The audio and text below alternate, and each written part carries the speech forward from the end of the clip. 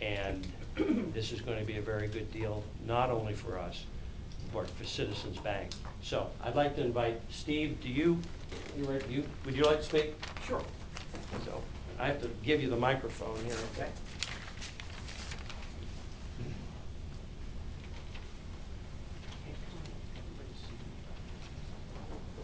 Thank you, Rich. As Rich pointed out, these are not the easiest times to complete an acquisition finance deal in the newspaper industry, given national trends. But there were a couple of reasons why we saw this opportunity as being somewhat unique. I mean, it was a pairing of a couple of factors.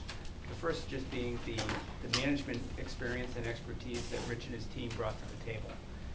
They have proven success down at their sister property in Wilkes-Barre, Pennsylvania, where they have defied and exceeded every negative national trend that the newspaper industry has generated over the last year, which we were all very impressed by. The second item that caught our attention was their ability to raise capital from H&M Capital, which brought not only financial capital to the table, but a lot of intellectual capital. They have great experience in the industry space, and they're a wise and deep-pocketed investor who we think is a great partner for the newspaper. And lastly, we looked at a business plan that was largely founded on the collaboration that Rich was able to bring forth with the workforce at the Portland Press-Herald. And frankly, at the end of the day, the business plan that we were looking at was a business plan that reflected current realities. It's not dependent upon a dramatic change in what the current trends are. It's built upon a recasting of a cost structure that works at present levels of volumes. And when you take a look at management, take a look at the private investor group, and you take a look at a operating projection that makes sense, those three factors together really positioned us to participate in the transaction, and we're proud to participate in this transaction. We're excited about what it means for our fellow citizens of Maine. So thank you. And I might add, Gene, is there anything you'd like to add? Gene has really been the point person for Citizens who has been in the driver's seat of this transaction. There's just one thing I'd like to say. Great.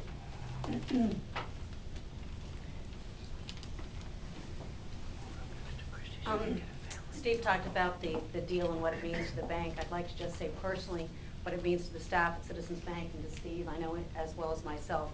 It's not very often you get to work on a transaction that has this much significance and meaning to the community that you live and work in. And in addition to preserving some wonderful daily publications that we read and value every day, we preserved jobs, which are important to this community, particularly in this economic environment. And we had an opportunity to work with some of the finest professionals in this community. And we're looking forward to deepening that relationship and working with all members of the staff. And we've been a little bit the man behind the curtain as it comes to putting this deal together relative to the unions. And we're really looking forward to partnering with them as well to make sure that this transaction is a success. So thank you.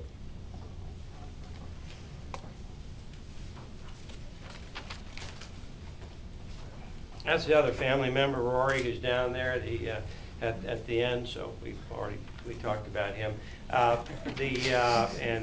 More than probably he wanted. Thank you, Steve and Gene. It just really, without the bank, without them coming along when they did, it would have been a lot of time and a lot of effort by a lot of people, would have been for naught.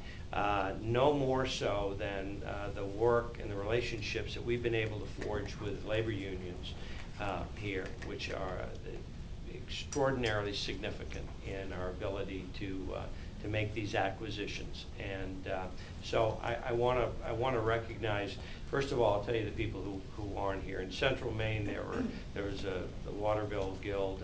Travis was instrumental there in a new contract. Scott Shepard and Betty Adams in Augusta put together the contract with the Communication Workers of America.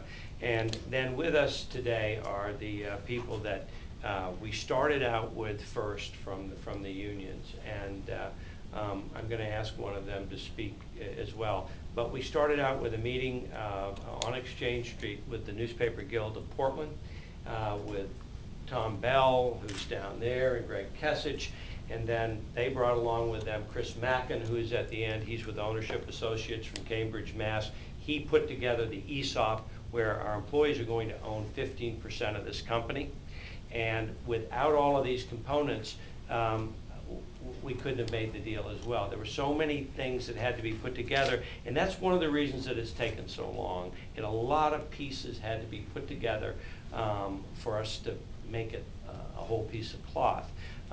After we started out with the Guild and the concept of employee ownership, we then went to the Teamsters Union. They represent 19 of our pressmen, or the 19 pressmen in South Portland at our wonderful printing facility there.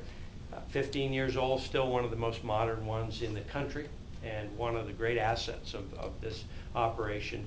And my wife and I toured the press room late one night, and we had heard that there were labor problems at the paper, and we walked out and got in our car to drive away and said, you know, we haven't met one person in the entire newspaper that we wouldn't think we'd want to work with.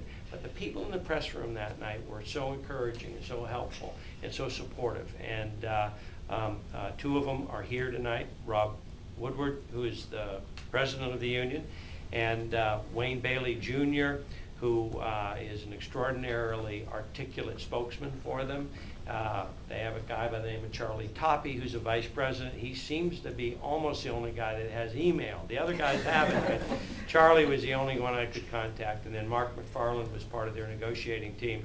I really appreciate you guys coming in. I know that this is not your time to work, and they work at night, but everybody said to me that these two groups would be so difficult for us to deal with that we'd never make a deal. And I don't know when the Teamsters are gonna, you know, push me over in the corner and say, all right, time's up. But I don't think it's gonna happen. We've had a great relationship with them, and I appreciate what you have given to this endeavor. And then the people, the largest union at the newspaper, representing almost 2/3 of all the employees, is the Newspaper Guild of Portland. And its president, Tom Bell, had just taken over when we started this. And his life hasn't been the same since that day, and may not be again. But I'd like to introduce President Tom Bell from the union, who helped us craft really a number of the new labor agreements that we have. Not only his, but it led to the successful crafting of some others.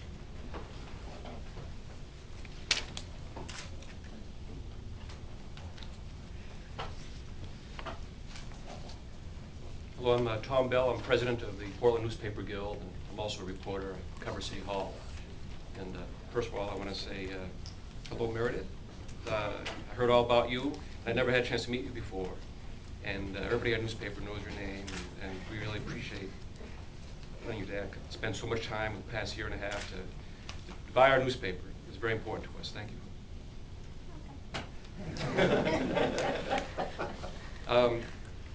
When this paper went up for sale, we had 4 goals. We wanted to save the newspaper, very important to the community, but there was a real risk that something terrible was going to happen to it. One of the possibilities was bankruptcy, and if that happened, you know, that would have led to an economic cycle that it would have just made it much harder for the paper to sustain itself over time. And it really worried us. We wanted to save the union. One of the possibilities was that a new owner could come and just buy the assets of the paper and just rip up our contract, lay off all the employees, and hire us back at much lower wages and without a lot of the union protections that we have. We wanted an ownership stake in the company. We wanted to change the relationship between